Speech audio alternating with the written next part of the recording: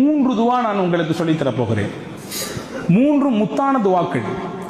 ஒன்று, குர்ஆனில் அதிகமாக பெயர் சொல்லப்பட்ட ஒரு நபி. இவரின் வரலாறு மடக்கி மடக்கி குர்ஆனிலே பேசப்படுகிறது. எந்த நபி? ஹஜ்ரத் சையதுனா மூசா அலைஹிஸ்ஸலாம் அவர்கள் ஓதிய ஒரு துவா. இன்னொன்று, இந்த அகிலத்தை படைத்து பரிபாலித்து ரட்சித்துக் கொண்டிருக்கிற இறைவன் அல்லாஹ், அவன் தன் தூதர் அன்னலம் பெருமானா ஸல்லல்லாஹு அலைஹி வஸல்லம் அன்னவர்களுக்கு கற்றுக் கொடுத்த துவா. 3, நபிகள் நாயகம் ஸல்லல்லாஹு அலைஹி வஸல்லம் அன்னவர்கள் இந்த உம்மத்திற்கு சொல்லிக் கொடுத்த துவா. 3மே முக்கியமான துவாக்கள். ஒன்று மூசா அலைஹிஸ்ஸலாம் ஓதிய துவா, இன்னொன்று அல்லாஹ்வே கற்றுக் கொடுத்த துவா, 3 நபிகள் நாயகம் ஸல்லல்லாஹு அலைஹி வஸல்லம் பல்வேறு துவாக்கள் கற்றுத் தந்திருக்கிறார்கள். நம் வாழ்க்கைக்கு தேவையான ஒரு துவா. இதை 3ம் சொல்லுவதின் நோக்கம், அந்த துவாக்களின் பக்கம் நாம் அதிகம் தேவையுடையவர்களாக இருக்கிறோம். சுருக்கமாக சொல்கிறேன், பாருங்கள். ஹஜ்ரத் சையதுனா மூசா அலைஹிஸ்ஸலாம் சற்றேறக்குறைய 83 தடவை அவர்களின் பெயர் குர்ஆனிலே இடம்பெறுகிறது. அவர்களின் வரலாறு மட்டும் 50க்கும் அதிகமான இடங்களிலே குர்ஆனிலே பேசப்படுகிறது. மூசா அலைஹிஸ்ஸலாம் ஒரு மிகச்சிறந்த அல்லாஹ்வின் ரசூல்மார்களிலே மிக முக்கியமான இடத்திலே உள்ளவர்கள்.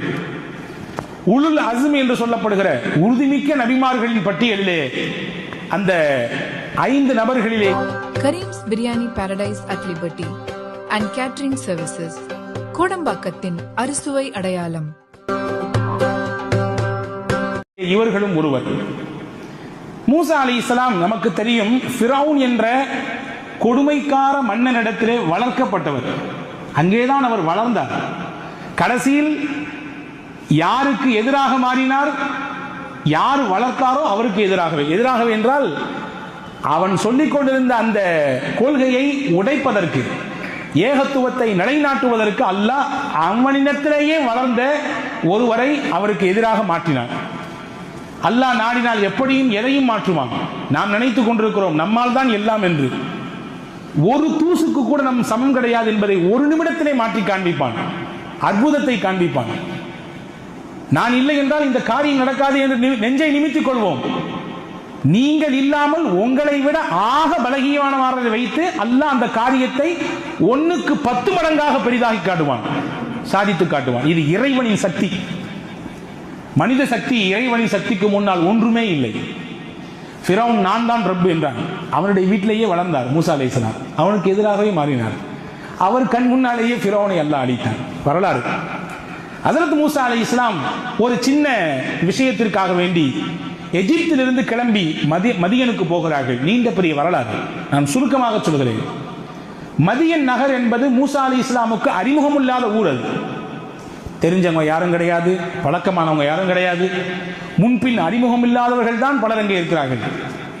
போய் ஹஜ்ரத் மூசா அலைஹிஸ்ஸலாம் ஒரு ஓரத்தில் நிற்கிறார்கள். அந்த இடத்துல தண்ணி மெத்துறதுக்காண்டி நிறைய பேர் வர்றாங்க. தண்ணி பிடிக்கிறதுக்காண்டி கிணத்துல தண்ணி நினைக்கிறதுக்காண்டி நிறைய பேர் வர்றாங்க, இறக்கிறாங்க, போறாங்க. 2 பெண் பிள்ளைகள், நல்ல இளம் வயது பெண்கள் 2 பேர் ஒரு ஓரத்தில் நிற்கிறாங்க.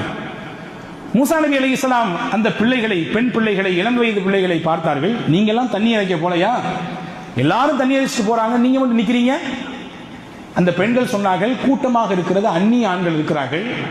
அந்நிய ஆண்களின் கண்களுக்கு படாமல் நாங்கள் வளர்க்கப்பட்டிருக்கிறோம், நல்லொழுக்கத்துடன் வளர்க்கப்பட்டிருக்கிறோம். அவர்களுடன் கலப்பு என்பது எங்கள் மனம் ஒத்து வரவில்லை. அப்படியா? வேற ஏதாவது தண்ணி பிடிக்கிற இடம் இங்க இல்லையா அப்படின்னு கேட்டாங்க மூசா நபி. இருக்குது, ஒரு பழைய கிணறு, அது மூடப்பட்டு கிடக்கிறது, அது திறக்கிறதும் இல்லை, அதுல யாரும் பயன்படுத்துறதும் இல்லை. அதற்கு மூசா அலைஹிஸ்ஸலாம் தன்னந்தனி நபராக போனார்கள். கிணறு மூடி இருந்தால் எவ்வளவு பெரிய மூடியை போட்டு மூடியிருப்பார்கள் என்பதை யோசிக்க வேண்டும். தனி ஆளாக மூசா அலைஹிஸ்ஸலாம் மூடியை தூக்கி எறிந்தார்கள். தண்ணீரை இறைத்து அந்த பெண்களுக்கு ஊட்டி கொடுத்தார்கள். நிம்மதியாக அந்த 2 பெண்களும் போனார்கள். வீட்டில் அப்பா இருக்கார், பெரியவர். பெண்கள் வந்தவுடன் கேட்டார் அந்த பெரியவர், என்னம்மா எப்போதுமே லேட்டா வருவீங்க, இன்னைக்கு சீக்கிரமா வந்துட்டீங்க? கதையை சொன்னாங்க அந்த பெண்கள் 2 பேரும். அப்படியா? உங்களுக்கு உதவி செஞ்சாரா? ஆமா. உதவி உபகாரம் செய்தவரை நான் அப்படியே விட்டுவிடக் கூடாதே, நாம் அவருக்கு ஏதாவது திருப்பி பரு உபகாரம் செய்ய வேண்டும், கூட்டி வாருங்கள் என்று சொல்ல, போன பெண்களில் ஒருவர் வர, அந்த கேப்ல மூசா அலைஹிஸ்ஸலாம் ஒரு துவா செஞ்சாங்க. அந்த துவா தான் இப்ப சொல்ல போறேன். தன்னந்தனியாக இருக்கிறார்கள். அடுத்த வேளை உணவு தெரியாது, எங்கே தங்க போகிறோம் தெரியாது, யாரிடத்திலே பேச போகிறோம் தெரியாது, அடுத்த வேளை என்ன, அடுத்த சம்பாத்தியத்திற்கு வழி என்ன தெரியாது, எதுவுமே தெரியாது. இப்பொழுது கேட்கிறார்கள், நீங்கள் தன்னந்தனியாக ஒரு இடத்தில் போய் மாட்டிக்கொண்டால் அந்த நிலை எப்படி இருக்கும் என்பதை ஒவ்வொருவரும் நாம் யூகித்துக் கொள்வோம். மொழி தெரியாத ஊரு, ஆள் தெரியாத ஊரு, சொந்த பந்தம் யாருமே கிடையாது வச்சுக்கங்களேன். ஏதோ ஒரு நாட்டில் போய் கண்ணுக்கு தெரியாத இடத்துல போய் நாம் அவிழ்த்து விடப்பட்டு விட்டோம். எப்படி இருக்கும் நிலை? மூசா அலைஹிஸ்ஸலாம் கேட்டார்கள், ரப்பி இன்னி லிமா அன்ஸல்த இலைய மின் கைரின் ஃபகீர். இறைவா, நீ எந்த நலவை இப்பொழுது கொடுத்தாலும் அதை ஏற்றுக்கொள்ள தேவையுடையவனாக நான் இருக்கிறேன்.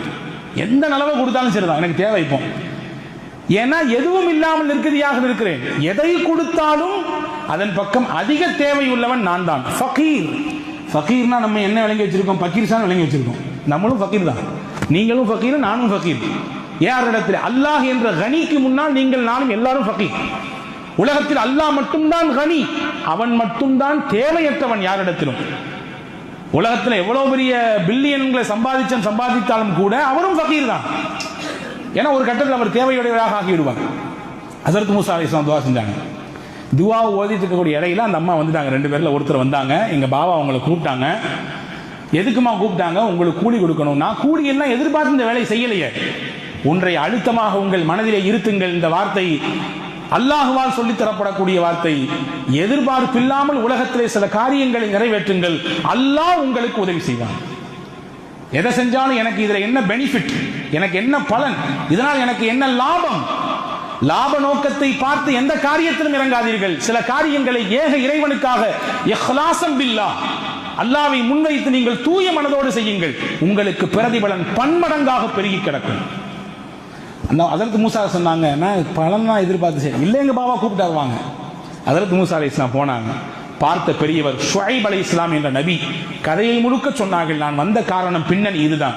ஒன்றும் கவலைப்படாதே, இங்கே உனக்கு தங்க இடம் உண்டு, உண்ண உணவு உண்டு, பார்ப்பதற்கு வேலை உண்டு. 10 வருடம் பார்க்க வேண்டும் என்றால் பார்க்கலாம், 8 வருடம் பார்க்க வேண்டும் என்றால் பார்க்கலாம், உங்கள் விருப்பம். நீண்ட பெரிய வரலாறு. அதற்கு அடுத்து ஷுஐப் அலைஹிஸ்ஸலாம் தன் 2 மகளில் ஒரு பிள்ளையை அவருக்கு நிக்கா செய்து கொடுத்தார்கள். மூசா அலைஹிஸ்ஸலாம் மதியன் என்ற ஊரில் இருந்து மறுபடியும் எஜிப்த் என்ற நகரத்திற்கு ஹஸரத் மூசா அலைஹிஸ்ஸலாம் போனார்கள். எப்படி போனார்கள்? வரலாறு சொல்லுகிறது, நபியாக போனார்கள். மதியனுக்கு வருகிற பொழுது அவர் வெறும் மூஸா இப்னு இம்ரான், அவர் ஒரு சராசரி மனிதர். மதியனை விட்டு மறுபடியும் எஜிப்திற்கு போகிற பொழுது அவர் மூசா கலீமுல்லாஹ், அல்லாஹ்வின் கலீம், ரசூலுல்லாஹ் போனார். இது எல்லாம் எப்படி கிடைத்தது? அந்த துஆவின் பரக்கத்தால் கிடைத்தது. என்ன இணைத்து அந்த துவாவை செய்கிறோமோ அது கிடைக்கும். பெருமக்கள் சொல்கிறார்கள், பொண்ணே கிடைக்கல பையனுக்கு, யக்கீனோடு நீங்கள் இந்த துவாவை ஓதுங்கள், நல்ல பெண் கிடைக்கும். வேலையே கிடைக்கவில்லை, தகுதியான படிப்பு படித்திருக்கிறேன், வேலை இல்லாமல் திண்டாடுகிறேன், யக்கீனோடு நம்பிக்கையோடு இந்த துவாவை ஓதுங்கள், நல்ல வேலை கிடைக்கும். லாபமே கிடைக்கல, முதல்ல போட்டு உட்கார்ந்து முடிச்சிட்டு என்ன செய்யறது? யக்கீனோடு இந்த துவாவை ஓதுங்கள். நாவால் ஓதக்கூடாது, சும்மா பேருக்கு தஸ்பீகை 4 தஸ்பீகை உருட்டுவது போன்று உருட்டக்கூடாது. உள்ளார்ந்த ஈடுபாட்டோடு இதை ஓதுங்கள், நல்ல லாபத்தை அல்லாஹ் தருவான். எனவே தான் குறிப்பா ஹஸரத் மூசா அலைஹிஸ்ஸலாம் கேட்கல, எனக்கு சாப்பாடு கூட இல்ல, எனக்கு தங்குறதுக்கு இடம் கொடுத்து கிடத்த கூட இல்ல, வேலையை கூட இல்லன்னு கேட்கல. எப்படி கேட்டாங்க? லிமா அன்ஸல்த இலைய மின் கைரின் ஃபகீர், என்ன நலவை கொடுத்தாலும் அது எனக்கு தேவை. 19 கேட்டாங்க. அல்லாஹ் எல்லாத்தையும் சேர்த்து கொடுத்தான் மொத்தமா. ஒரு துவா இது மூசா அலைஹிஸ்ஸலாம் கேட்ட துவா. 2வது, நபி ஸல்லல்லாஹு அலைஹி வஸல்லம் அவர்கள் ஒரு நாள் அதிகாலை ஃபஜர் தொழுகைக்கு தாமதமாக வர்றாங்க. எவ்வளவு நேரம் தாமதம்? சூரியன் உதித்து விடுமோ என்று அச்சப்படும் அளவிற்கு தாமதமாகி விட்டது. ரசூலுல்லாஹ் வந்தாங்க, தொழ வச்சாங்க, சஹாபாக்கள் நோக்கி திரும்பி உட்கார்ந்தாங்க. நபி தோழர்கள் கேட்டார்கள், யா ரசூலல்லாஹ், இன்னைக்கு தாமதமாக வந்ததற்கு என்ன காரணம்? நபி ஸல்லல்லாஹு அலைஹி வஸல்லம் சொன்னாங்க, இரவின் பிற்பகுதியிலே எழுந்து வணக்க வழிபாடு செய்வது என் வழக்கம். அந்த மாதிரி இன்னைக்கு நான் எந்திரிச்சேன், தஹஜ்ஜுத் தொழுதேன், தொழுதுட்டு கொஞ்சம் கண்ணை மூடினேன், ஒரு சின்ன தூக்கம். அந்த தூக்கத்தில் என் ரப்பை நான் பார்த்தேன். ரப்பு என்னிடத்திலே கேட்டான், ஃபீமா யஹ்தஸிமுல் மலஉல் அஅலா, முஹம்மது அவர்களே, உயர்தரமான மலக்குமார்கள் எந்த விஷயத்திலே விவாதித்துக் கொண்டிருக்கிறார்கள் உங்களுக்கு தெரியுமான்னு கேட்டான். நான் கேட்டேன், தெரியாதுன்னு சொன்னேன். மறுபடியும் அதே கேள்வி கேட்டான், மறுபடியும் நான் தெரியாதுன்னு சொன்னேன். மறுபடியும் அதே கேள்வியை கேட்கறதுக்கு முன்னாடி ரப்பு தன் திருக்கரத்தை என் நெஞ்சில் வைத்தான். நபி சொல்கிறார்கள், என் நெஞ்சில் வைத்தான். அல்லாஹ்வின் திருக்கரம் பட்டவுடன் என் உள்ளமெல்லாம் குளிர்ந்து போனது. தலை முதல் உச்சி முதல் பாதம் முறை அப்படியே ஜில்லுன்னு ஆயிட்டு. அடுத்து அல்லாஹ் கேட்டான், இப்போ சொல்லுங்க மலக்குமார்கள் எந்த விஷயத்தில் விவாதித்துக் கொண்டிருக்கிறார்கள்?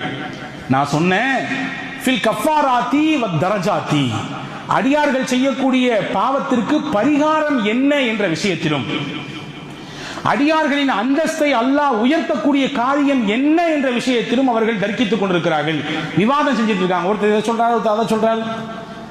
சரி, அடியார்கள் செய்யக்கூடிய பாவத்திற்கு பரிகாரங்கள் என்னென்ன நீங்க சொல்லுங்களேன் அப்படின்னு சொல்லி அல்லாஹ் என்னிடத்திலே கேட்டான். நான் சொன்னேன், பள்ளிவாசலுக்கு அதிகமான எட்டெடுத்து நடந்து வருவது இது பாவத்திற்கு பரிகாரம். பள்ளிவாசலில் தொழுகை எல்லாம் முடிந்ததற்கு பிறகு, எல்லா தொழுகையும் முடிந்ததற்கு பிறகு கொஞ்ச நேரம் உட்கார்ந்து இருக்கிறது. எல்லாரும் பார்க்கறத பார்த்தா எப்படி தொழுது உட்கார்ந்துருக்க முடியும்? தொழுகைக்கு முன்னாடி ஏதோ பயான் இருக்கு, கொஞ்ச நேரம் உட்கார்ந்துருக்கோம். தொழுதா அடுத்தடுத்து வேலைக்கு போறது இல்லையா, போயிடுறதுதான். ஆனால் சிறிது நேரம் அமர்ந்திருப்பது, அந்த சிறிய நேர அமர்வு கூட உங்கள் பாவத்திற்கு பரிகாரம். மூணாவது சல்லாசம் சொன்னாங்க, மனம் வெறுக்கும் நேரத்திலும் ஒதுவை பரிபூர்ணமாக செய்வது. நல்ல மார்கழி மாசம் பனி, மாசி பனி மச்ச தொலைக்குதுன்னு சொல்லுவாங்க, கை பனி தரையை தொலைக்குதும்பாங்க இல்லையா? அந்த பனி காலத்திலும் கூட ஒதுவை பூரணமா செய்யறது. ஒரு தடவை கழுவுனா போதும், எல்லா உறுப்பையும் ஃபரத நீங்கிரும். 3 தடவை கழுவுனா சுன்னத்து, அதை பரிபூரணமா செய்யறது. ஃபரலான உறுப்புகள் 4 மட்டும்தான், ஆனால் மற்ற உறுப்புகளை எல்லாம் சேர்த்து சுன்னத்தையும் நிறைவேற்றுவது. இந்த 3மே நிறைய பாவங்களை மன்னிப்பதற்குரிய வழி.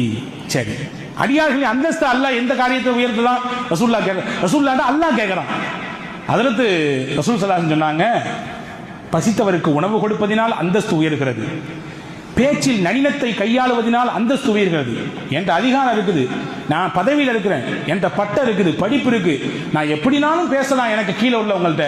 ஆனாலும் அதையெல்லாம் பயன்படுத்தாம எல்லாருடைய மனிதத்தையும் போற்றி நளினத்தோடு பேசுகிறேன் நான்.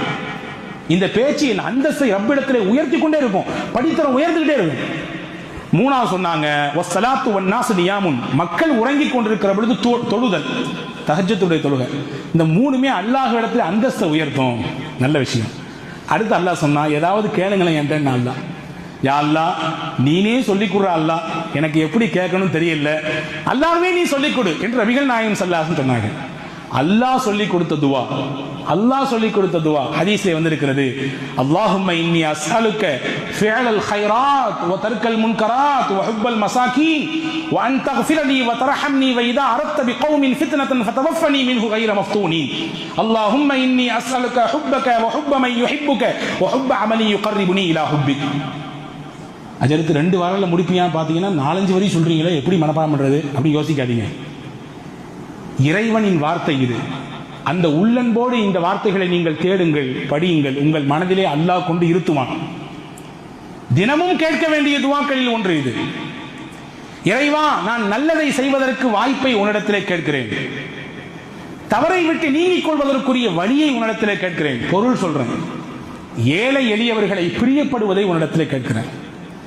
காசு பணம் செல்வாக்கு இருந்தா எல்லாரும் கூணு கும்பிடு போடுவாங்க, கையை கட்டி நிற்பாங்க, வந்தா மரியாதை கொடுப்பாங்க.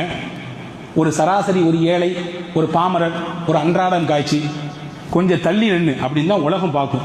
உலகத்தின் இயல்பு அதுதான். அதற்கு சஹாபாக்களிலே பலருக்கு அவரிடத்தில் இருந்த நல்ல தன்மையின் காரணமாக பெருமானா ஸல்லல்லாஹு அலைஹி வஸல்லம் சிறப்பு பெயர் வைத்தார்கள். அப்படி சிறப்பு பெயர் வைத்தவர்களே ஒரு சஹாபி, அவர் பெயர் ஜாஃபர் இப்னு அபி தாலிப். அவருக்கு பெருமானா சூட்டிய சிறப்பு பெயர் என்ன தெரியுமா? அபுல் மசாகீன். அபுல் மசாகீன், ஏழைகளுக்கெல்லாம் தந்தை, மிஸ்கீன்களுக்கெல்லாம் தந்தை. காரணம் என்ன? ஹஜ்ரத் ஜாஃபர் இப்னு அபி தாலிப் இடத்தில் இருந்த பண்பு, ஏழை எளிய மக்களை, ரொம்ப கீழ்நிலையில் இருக்கிற மக்களை பார்த்து விட்டால் போய் பக்கத்திலே உட்கார்ந்து கொண்டு அவர்களின் தேவை என்ன, என்ன செய்யணும், உங்களுக்கு என்ன வேணும், ஏது வேணும் கேட்டு உபசரித்து அனுப்பக்கூடிய பண்பு அவரிடத்தில் இருந்தது. ஒன்றை புரிந்து கொள்ளுங்கள், நம்மிடத்தில் எந்த உயர்ந்த நற்பண்புகள் இருக்கிறதோ அது நம்முடைய சந்ததிகளிடத்திலும் பிரதிபலிக்கும். நம்மிடத்திலே கெட்ட பழக்கம் இருந்தாலும் நம்முடைய பிள்ளைகளுக்கு அது வரும். எனவே உங்கள் பிள்ளைகளுக்கு முதல் முன்மாதிரி நீங்கள் தான். நீங்கள் சொல்வதை விட உங்கள் செயலை தான் அவன் பார்த்து பார்த்து வளர்கிறான். உங்கள் ஆக்டிவிட்டிஸ் என்னவோ அதை தான் அதிகமாக கூர்ந்து நோக்குகிறான். நீங்க சொல்லிட்டு நீங்க அதுக்கு நேரம் ஆப்போசிட்டா நடந்தீங்கன்னா அவன் மனதிலும் பட்டுவிடும். இப்படித்தான் சொல்லிவிட்டு மாற்றமாக நடக்க வேண்டும். அந்த மாதிரி ஜாஃபர் இப்னு அபி தாலிப் இந்த பண்பு இருந்ததுனால அவரும் ஏழைகளை அதிகம் நேசித்தார். அவருடைய மகன் அப்துல்லாஹ் இப்னு ஜாஃபர், வரலாற்றில் வருது பாருங்க, நெகிழ்ச்சியான ஒரு நிகழ்ச்சி. ஹசன் ரலியல்லாஹு அன்ஹு, ஹுசைன் ரலியல்லாஹு அன்ஹு, இந்த அப்துல்லாஹ் இப்னு ஜாஃபர் இப்னு அபீ தாலிபுடைய மகனார் 3 பேரும் மக்காவுக்கு உம்ராவுக்காண்டி போறாங்க. போற வழியில கொண்டு போன சாப்பாடெல்லாம் தீந்து போச்சு. பசிக்குது. பார்க்குறாங்க பக்கத்தில் ஒரு கூடாரம் இருக்குது. கூடாரத்தில் போய் பார்க்குறாங்க ஒரு வயதான கிழவி மூதாட்டி இருக்கிறார்கள். அந்த அம்மாட்ட கேட்டாங்க, நாங்கள் இந்த மாதிரி அஹ்ல பைத் ரசூலுல்லாஹ்வுடைய குடும்பம் 3 பேருமே அஹ்ல பைத்லேருந்து வந்திருக்கிறோம், மக்காவுக்கு போகிற உம்ராவுக்கு கொண்டு வந்த சாப்பாடு தீர்ந்து போச்சு, இப்போ பசிக்குது, ஏதாவது கொடுங்கம்மா. அந்த அம்மா வேகமாக வந்துச்சு, அஹ்ல பைத்தா ரசூலுல்லாஹ்வுடைய குடும்பமா? கண்ணியத்தை உரிய நேரத்திலே அதற்கு தகுதியானவர்களுக்கு வெளிப்படுத்துகிற பொழுது அதனுடைய பிரதிபலனை அல்லாஹ் நமக்கு காட்டுவான். ரசூலுல்லாஹ்வுடைய குடும்பமா அப்படின்னு ரொம்ப ஆர்வப்பட்ட அந்த அம்மா வந்து வீட்டில் இருந்த ஆட்டின் பாலை கறந்து கொண்டு வந்து கொடுத்துச்சு. பாலை குடிச்சாங்க. வேற ஒன்றும் இல்லையான்னு கேட்டாங்க வந்தவங்க. நீங்க எந்த ஆட்டின் பாலை குடிச்சீங்களோ அந்த ஆடு தான் இருக்குது, நான் வேணா தரேன், சமைச்சு தர்றேன், எனக்கு வெட்டுறதுக்கோ உரிக்கிறதுக்கோ தெரியாது, நீங்க வேணா செஞ்சு கொடுங்க, நான் சமைச்சு தர்றேன். இந்த 3 சேர்ந்து வெட்டி உரித்து ஆட்டின் இறைச்சியை கொடுத்தார்கள். அந்த அம்மா ஒரு சில நிமிடத்திலே உணவு தயார் செய்து கொண்டு வச்சிருச்சு. நல்லா சாப்பிட்டாங்க. சாப்பிட்டுட்டு மாஷா அல்லாஹ் கிளம்புறோம், நீங்க மதீனாவுக்கு வந்தீங்கன்னா எங்களை சந்திக்கணும் வந்து அப்படின்னாங்க. கண்டிப்பா சந்திக்கிறேன் அப்படின்னு சொல்லிடுறாரு அந்த பெண்மணி. இவங்க கிளம்பி போயிடுறாங்க. போனது கொஞ்ச நேரம் பின்னாடி அந்த வயதான மூதாத்தியின் கணவர் வந்தார். என்ன கட்டி போட்டு ஆட்டை காணோம்? இந்த மாதிரி அகல பைத்திலிருந்து 3 பேர் வந்தாங்க, சமைச்சு கொடுத்துங்க. அட பைத்தியக்காரி, நமக்கு இருந்த ஒரே ஆடு, நமக்கு அதை வச்சுதான் வியாபாரம், அதை வச்சுதான் சாப்பிட்டு இருந்தோம், அதையும் கொடுத்து தொலைஞ்சிட்டியேன்னு சொல்லி இயல்பாக ஆண்கள் பேசுவதை போன்று அந்த ஆணும் பேசினார். அவருக்கு என்னன்னு புரியல. அந்த சமயத்துல பேசிட்டு போயிட்டாரு. ஒரு சில ஆண்டுகள் கழிந்தது. வறுமையின் கோலப்பிடியிலே இந்த குடும்பம் சிக்கிவிட்டது. எங்காவது போவோம் என்று கால்நடையாக வந்தவர்கள் மதீனாவுக்குள்ளே வந்தார்கள். மதீனாவின் தெருக்களிலே அப்படியே அங்கும் இங்கும் சுத்தி வந்தார்கள். கடைசியிலே ஹசன் ரலியல்லாஹுவின் கண்ணிலே அந்த வயதான மூதாட்டி தன்பட்டு விடுகிறார். ஹஜ்ரத் ஹசன் ரலியல்லாஹு அந்த அம்மாவை கூப்பிட்டு, இங்க வாங்க, யாருன்னு தெரியுதா? நானு தெரியலையப்பா, வயசாகி போச்சு. ஒரு நாள் ஆட்டுக்கறி விருந்து கொடுத்தீங்கல்ல, பசிக்குதுன்னு சொன்னோம், அகல பைத்து குடும்பத்து ரசூலுல்லாஹ்வுடைய குடும்பம் சொன்ன உடனே ஆட்டின் பாலை கொடுத்தது மட்டும் இல்லாமல் கறியையும் இறைத்து சமைத்து கொடுத்தீங்களே. ஆமா, நீங்களா? ஆமா. என்ன இங்க வந்திருக்கீங்க? ஹசன் ரலியல்லாஹு கேட்டாங்க. வறுமை, கொஞ்சம் கஷ்டம், அதனால வந்திருக்கிறோம். வேகமா வீட்டுக்கு போனாங்க. 1000 திர்ஹம் எடுத்தாங்க. 1000 ஆடுகள் ஒப்படைக்க சொன்னார்கள் அந்த பெண்ணிடத்திலே. 1000 கொடுத்துட்டு 1000 ஆட்டுகளையும் ஒப்படைக்க சொல்லிட்டு சொன்னாங்க, ஹசரத் ஹசன், என் தம்பி பக்கத்தில் ஹுசைன் இருக்கிறார், அவர்கிட்டையும் போங்க, நான் சொன்னேன், நான் 1000 ரூபாய் தந்திருக்கேன்றது சொல்லுங்க. ஹுசைன் எல்லாரோட போன உடனே அந்த அம்மா விஷயத்தை சொன்னாங்க. அதே மாதிரி 1000 திர்ஹம் அவர் கொடுத்தார். 1000 ஆடுகளை கொடுத்தார். பக்கத்தில் அப்துல்லாஹ் இப்னு ஜாஃபர் இருக்கிறார், அவரிடத்திலே போங்கள். அபுல் மசாக்கின் என்று சொல்லப்பட்ட ஏழைகளின் தந்தையான ஜாஃபர் இப்னு அபீ தாலிபின் மகன், என்னுடைய சிறிய தகப்பனாருடைய பையன், அவர்கிட்ட போய் சொல்லுங்க. இந்த அம்மா போனாங்க அப்துல்லாஹ் இப்னு ஜாஃபர் இடத்துல. அவர் 2000 திர்ஹம் கொடுத்து 2000 ஆடுகளை கொடுத்தார். கொடுத்து முடிச்சு சொன்னதுதான் அங்க செய்தி. அப்துல்லாஹ் இப்னு ஜாஃபர் தந்தைக்கு பிறவாமல், தந்தைக்கு எந்த மாற்றமும் இல்லாமல் வந்த தனையன். நிறைய பிள்ளைங்களை பார்க்கிறோம், அப்பா ஓஹோன்னு இருப்பாரு, பையன் வித்தியாசமா இருப்பார் இல்லையா? ஆனா அங்க பாருங்க இந்த பிள்ளை எப்படி இருக்காரு. அவர் சொன்னார், நீ முதல்ல ஏமா ஏன்ட்ட வந்திருக்காமல்ல, நான் உங்களுக்கு 2000 ரூபாய் கொடுத்துருப்பேன். என்னை அடுத்து ஹுசைன் போனா அவரும் உங்களுக்கு 2000 கொடுத்துருப்பாரு. அவருக்கு அடுத்து ஹசன் போனா அவரும் உங்களுக்கு 2000 கொடுத்துருப்பாரு. அவங்கள்ட்ட வந்துட்டு கடைசியில என்கிட்ட வரீங்களே அப்படின்னு சொல்லி அனுப்புனாங்க. இப்போ அந்த அம்மா எல்லாத்தையும் வாங்கி கையில வச்சுட்டு கணவரை பார்த்து சொல்லிச்சு, அன்னைக்கு ஒரு ஆட்டுக்கு நீங்க குய்யோ குச்சின்னு கத்துனீங்க, அல்லாஹ் அந்த ஒரு ஆட்டுக்கு பகரமாக இன்னைக்கு எவ்வளவு தந்திருக்கான் பார்த்தீங்களா? 4000 ஆடு, 4000 திர்ஹம். அன்புக்குரிய சகோதரர்களே, இந்த நிகழ்ச்சி நமக்கு எடுத்து காட்டக்கூடிய விஷயம் என்ன? ஏழை எளியவர்களை நேசிக்கக்கூடிய பண்பு அல்லாஹ் விரும்பக்கூடிய பண்பு. ஏன்னா அல்லாஹ் நேசிக்கிறான் ஏழைகளை, அல்லாஹ் பலகீனமானவர்களை பிரியப்படுகிறான். அல்லாஹ் ஒதுக்கி வைப்பதில்லை, நாம் தான் ஒதுக்கி வைக்கிறோம். அல்லாஹ் சொல்லுகிறான், நீங்கள் பிரியப்படுங்கள், அந்த துஆவை கேளுங்கள். ஹுப்பல் மசாக்கி, ஏழைகளை பிரியப்பட வேண்டும். அதற்காகவே அல்லாஹ்விடத்தில் அல்லாஹ் சொல்லி கொடுத்தான். வன் தக்ஃபிர லீ வதர்ஹம்னி வைதா அரத்து பிகௌமின் ஃபித்னதன் ஃபதவஃபனி மின்ஹு கைர மஃப்தூன் என்ற நீண்ட பெரிய துஆவை அல்லாஹ் ஜல்ல ஷானஹு வ தஆலா நேரடியாக பெருமானார் ஸல்லல்லாஹு அலைஹி வஸல்லம் கற்றுக் கொடுத்த துஆ. இந்த துஆவையும் நாம் தினசரி கேட்டாக வேண்டும். இந்த துஆல ஒரு பாகம் தான், யா அல்லாஹ் உன்னிடத்தில் உன்னுடைய நேசத்தை நான் கேட்கிறேன். உன்னை யாரெல்லாம் நேசிப்பாங்களோ அவங்களுடைய நேசத்தை எனக்கு கொடுத்துரு. உன் நேசத்தை நான் கேட்கிறேன், நேரடியாக எனக்கு தந்துரு. உன்னை நேசிப்பவர்கள் யார் யாரோ அவர்களின் பிரியமும் எனக்கு வேண்டும். நல்லோர்கள், வலிமார்கள், சுகதாக்கள், சித்திகீன்கள், இறைநேச பெருமக்கள், இவங்க எல்லாம் அல்லாஹ்வின் நேசம் இல்லாமல் எப்படி இறைநேசத்தை அடைய முடியும்? அவங்களுடைய முஹப்பத் எனக்கு தா அப்படின்னு சொல்லி அல்லாமே கேட்க சொல்கிறாங்க. இது இரண்டாவது துவா, நாம் கேட்க வேண்டிய இரண்டாவது துவா. மூன்றாவது துவா, நபிகள் நாயகம் ஸல்லல்லாஹு அலைஹி வஸல்லம் ஒரு நண்பகல் நேரத்திலே மஸ்ஜித் நபவிக்குள்ளே வருகிறார்கள். அபூ உமாமத்துல் பாஹிலி என்ற நபித்தோழர் அமர்ந்திருக்கிறார். ரசூலுல்லாஹ் கேட்டாங்க, மாலி அராக ஃபீ ஹாதல் மஸ்ஜிதி கைர வக்தி ஸலாத், தொழுகை அல்லாத நேரத்திலே பள்ளியிலே ஏன் அமர்ந்திருக்கிறீர்? தொழுகைக்குரிய நேரத்தில் ஃபர்தான தொழுகைக்கு வர வேண்டியதுதான், ஃபர்த் அல்லாத நேரத்தில் எங்க உட்கார்ந்து சம்பாதிக்க போலையா, உழைக்க போகவில்லையா என்ற தொனியிலே கேட்டார்கள்.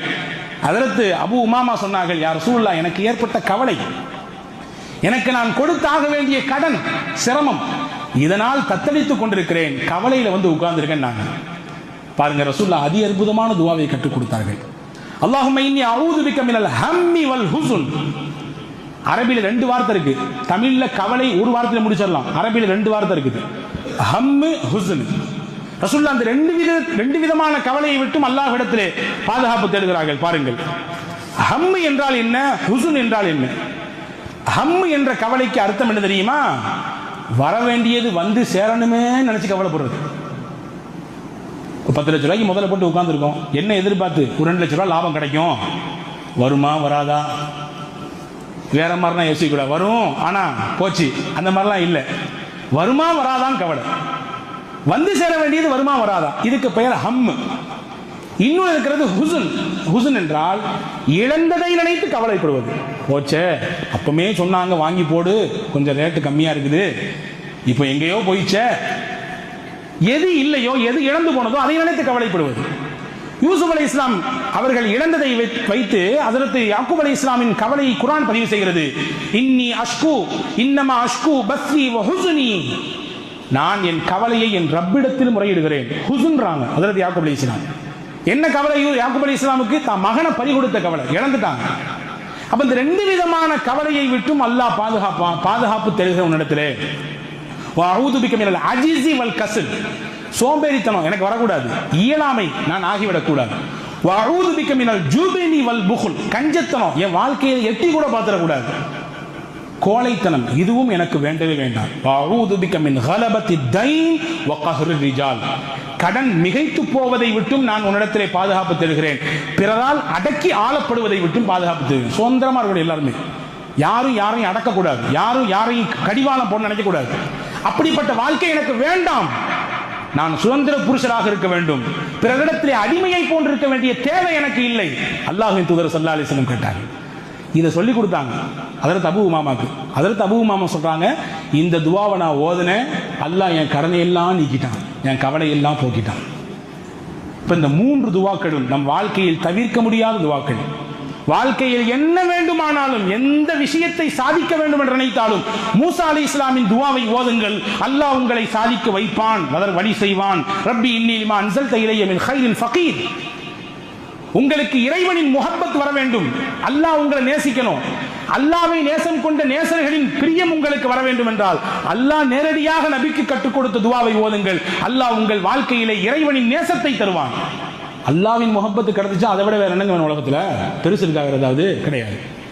உங்கள் வாழ்க்கையில் கவலையா, கஷ்டமா, சோகமா, துன்பமா, கடன் தொந்தரவா, இதெல்லாம் நீங்க வேண்டும் என்றால் அல்லாஹ்விடத்திலே நபிகள் கற்றுக் கொடுத்த இந்த துவாவை, அல்லாஹும்ம இன்னி அஊது பிக மினல் ஹம்மி வல் ஹஸ்ன் என்ற துவாவை ஓதி வாருங்கள், அல்லாஹ் அதையெல்லாம் போக்குவான். ஆக இந்த 3 முத்தான துவாக்களை ஹஜ்ரத் மூசா ஓதிய துவா, ஹஜ்ரத் ரசூலுல்லாஹ்வுக்கு அல்லாஹ் கற்றுக் கொடுத்த துவா, ஹஜ்ரத் ரசூலுல்லாஹ் இந்த உம்மத்துக்கு கற்றுக் கொடுத்த துவா ஓதி வருவோம், வளமான வாழ்க்கையை வாழ்வோம். வல்ல ரஹ்மான் தௌஃபீக் செய்வானாக. ஆமீன். வாஹிரு தாவான் அல்ஹம்துலில்லாஹி ரப்பில் ஆலமீன். அஸ்ஸலாமு அலைக்கும்.